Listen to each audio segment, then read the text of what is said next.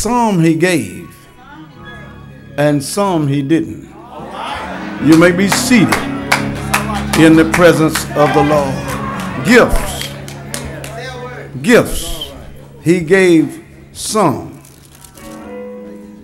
Apostles. What did he give? It says in that 8th verse, wherefore he saith, when he ascended up on high, he led captivity captive and gave gifts unto men. He gave gifts unto men. And the gifts that he gave to men in that 11th verse, he gave some the gift of apostle, and some prophet, and some evangelists, some pastors, and some teachers. God gave gifts. A lot of people today don't understand the fivefold ministry of the church. And they are confused, and as a result, they are confusing those that are sitting, listening to their message concerning the church. A gift is a special ability. It is something that's given to another. One didn't work. He didn't earn it. It was something that was given freely. And the gifts that God has given to the church, he's the one that gave the gift. And the gift of an apostle, or the gift of a prophet, a gift of an evangelist, or and then some. He didn't give it all to everyone. He didn't give the same gift. And so I pray that God would bless me to convey this message to the ears, so that people will have a good understanding of the fivefold ministry of the church. And so we hear going around today is that people are ordaining apostles. And no one can ordain an apostle. No one can pass the ordination up on the gift of God, because it is God that gives the gift. And as I mentioned, you have those that are bestowing the apostleship up on another. Man cannot give a gift. Only God can give the gift. And God is the one that knows what he put in the church. And there are those that say, well, today apostles are not in the church. My pastor used to say, well, if they're not, who took them out? If God put them in the church, they are in the church today. The apostle is in the church today. The prophet is in the church today. The evangelist is in the church today. The preacher is in the church. The pastor is in the church. They are all in the church. I ain't getting nobody in here. And so it is, the gift is different from the office. Now there is the office of the church, and the Bible says in 1 Timothy chapter 3 verse 1, 2, and 3, he says, this is a true saying. If a man desire the office of a bishop, he desires a good work.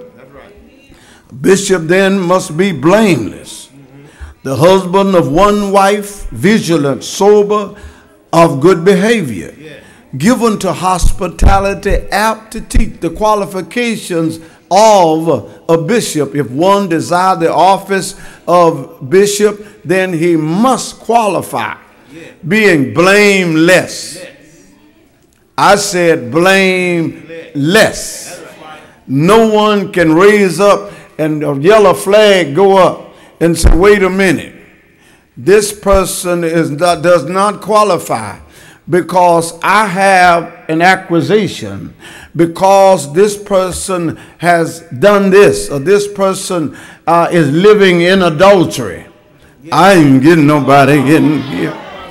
I'm going to tell you before I close why I preach like this. But one desire the office of the bishop, he must be the husband of one wife. One wife means this. It doesn't mean that I'm living with one now and one I have left down the street somewhere. It doesn't mean that. It means that this woman I married, I'm still with her. As long as she lives, I'm going to be with her. That's a blameless, that's a husband that's with one wife. I ain't getting nobody in here. But there are those that have wives across town. And they call themselves Bishop so-and-so. Or Apostle so-and-so. I'm going to tell you, as I mentioned, why I preach like this.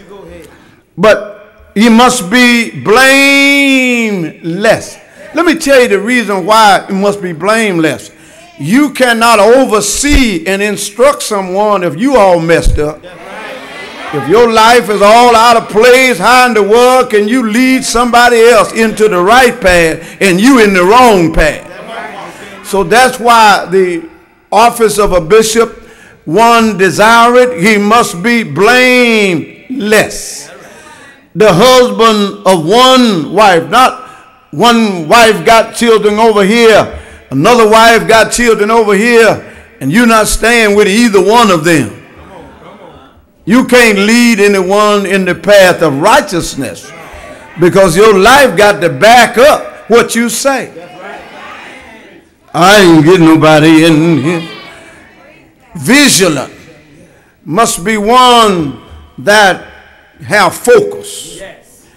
Being able to see, vigilant, knowing what's going on around you and around the community and what's going on in the people's lives. You must be vigilant. You must see something, not blind.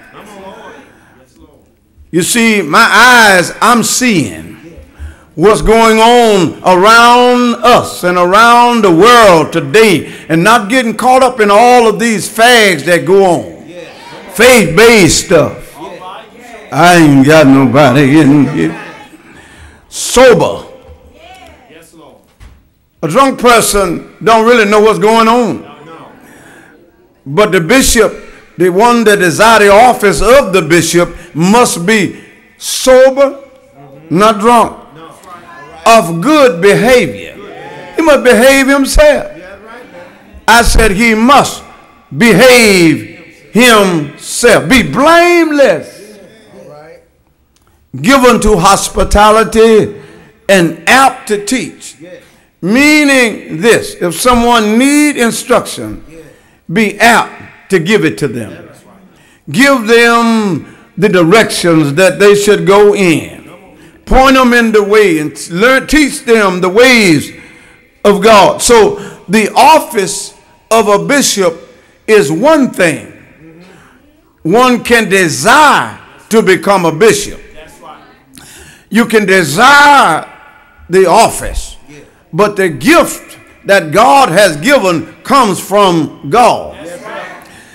One can have an aspiration and a spiritual desire to become a certain thing. He's going to have to work for it. But the gift that God has given to the church, you don't have to work for it. God has already ordained you and given you a gift that no one else has.